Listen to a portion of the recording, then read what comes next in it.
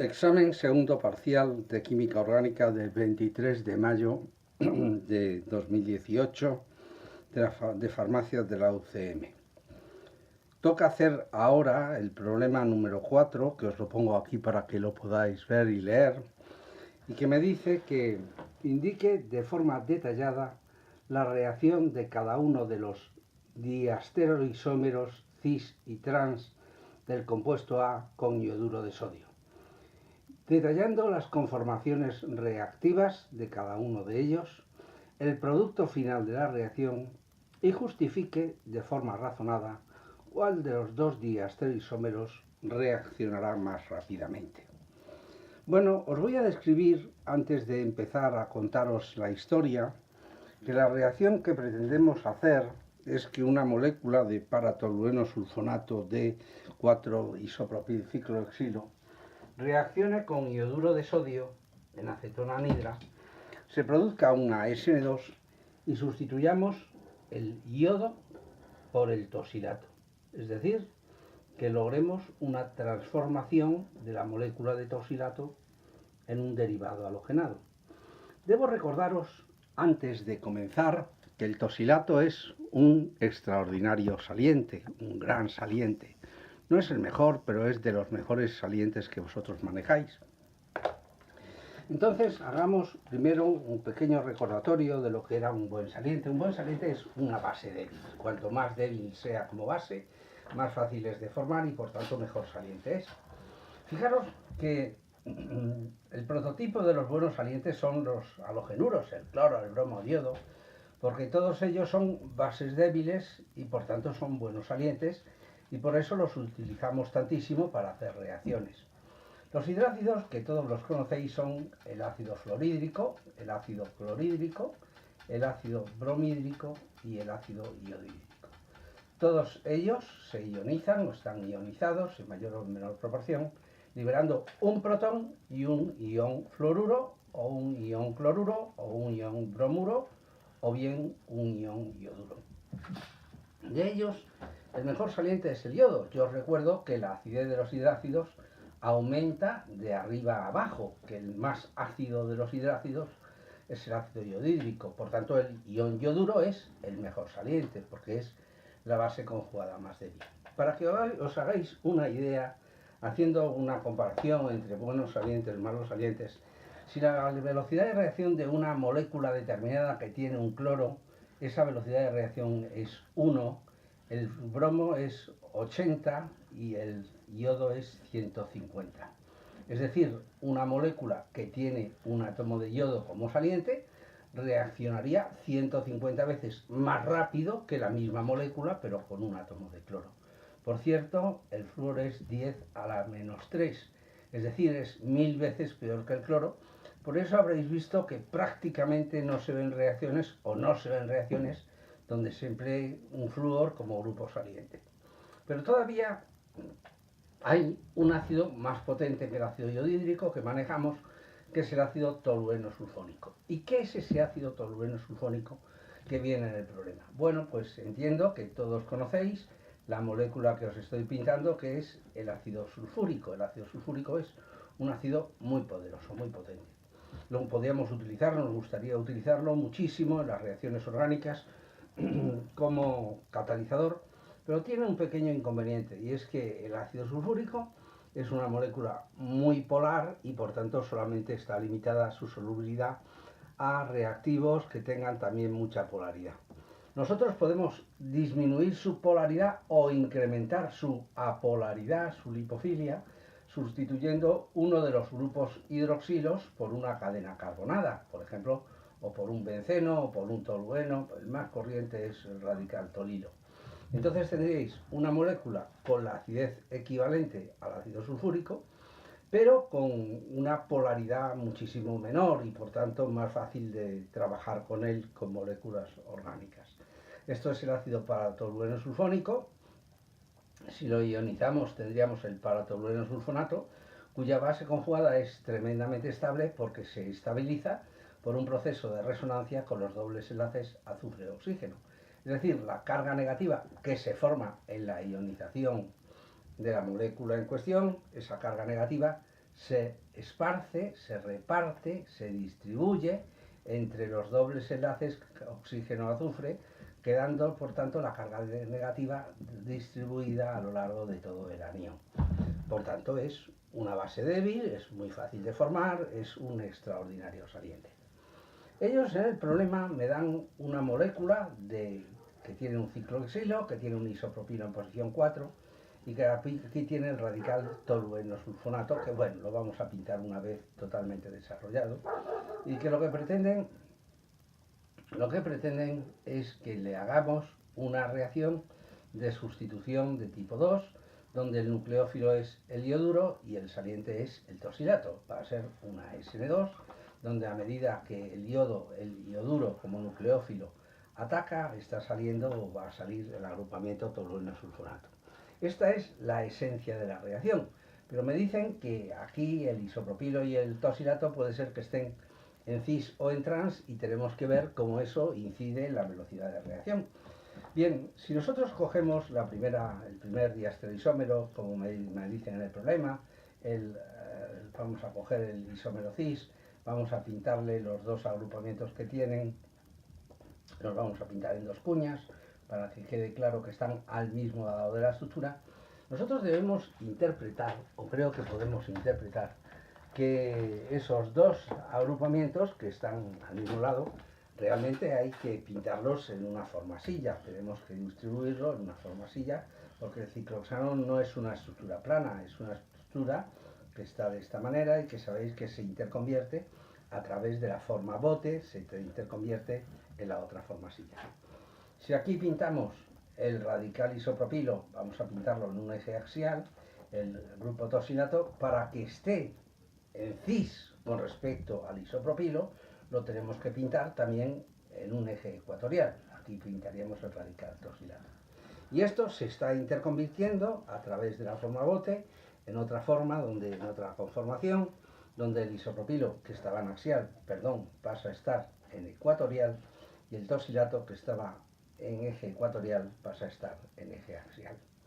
Mirad, la conformación reactiva es la que tiene el grupo saliente en eje axial. Esta es la conformación reactiva. Como la molécula está en el espacio en el momento en que se va a producir la reacción. Ya sabéis que las moléculas, para hacer una determinada reacción, tienen que estar en el espacio de una determinada manera. Os hago una referencia, por ejemplo, a una reacción muy clásica para entender el concepto de la conformación reactiva, donde la reacción de Diels-Alder me dice los dienos, pero en conformación S-cis, reacciona con moléculas de doble enlace reactivado. Recordaréis esta reacción. Si el dieno está en conformación S-trans, no puede reaccionar con el filodieno. Por tanto, tenemos que esta es la conformación de reacción. Fijaros, ¿qué interacciones 3,3 diaxiales nos encontramos? Aquí nos vamos a encontrar que el agrupamiento isopropilo tiene interacciones 3,3 diaxiales con estos hidrógenos y que aquí en cambio han desaparecido. Por supuesto, el tosilato siempre va a tener las interacciones 3,3 diaxiales, pero no las vamos a valorar. Bien, entiendo. Me voy a inventar unas cifras, voy a pensar que el 60% de la población de moléculas está de esta manera y el 40% de la población de moléculas está de la otra conformación, es ese porcentaje. Insisto en que están inventados. Luego aquí tenemos la reacción, contamos que el 40% de las moléculas son capaces de desarrollar el proceso, atacamos con el nucleófilo, que es el ioduro, que está disuelto en acetona, en lo que es soluble, en acetona anhidra, y vamos contando cómo va saliendo el tosilato al tiempo que va entrando el ioduro, que lógicamente queda en un eje ecuatorial porque es una SN2. Pero si ahora hablamos del isómero trans, el isómero trans, para no aburrirlos demasiado, voy a aprovechar este dibujo. En el isómero trans, el tosilato ahora lo tendríamos en un eje axial. Bien, fijaros, en el tosilato tenemos esto que se va a interconvertir a través de la forma bote, se va a interconvertir en la otra forma silla. Ahora el isopropilo lo tendríamos aquí y el tosilato lo tendríamos aquí.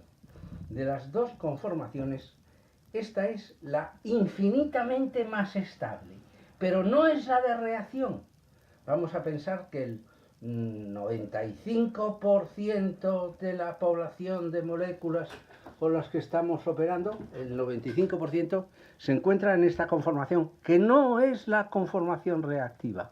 Insisto, no es la conformación de reacción, pero es la más estable porque al tener los dos sustituyentes que tiene, al tenerlos en ejes ecuatoriales, pues no tiene ningún tipo de interacciones 3,3 diaxiales. Aquí, en cambio, nos vamos a encontrar con las interacciones isopropilo-hidrógeno, las interacciones 3,3 diaxiales y, por supuesto, también las interacciones del tosilato que he dicho que no las iba a valorar. Bien, por tanto, aquí en el isómero trans yo entiendo, y me estoy inventando los porcentajes, que solamente un 5% de las moléculas, un 5% de la población de moléculas está dispuesta, está lista para hacer la reacción.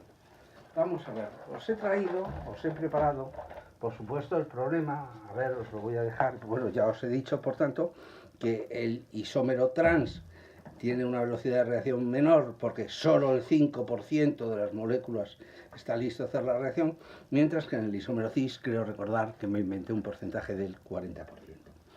Bien, por si queréis darle un pantallazo, yo os voy a, aquí he puesto la solución del problema.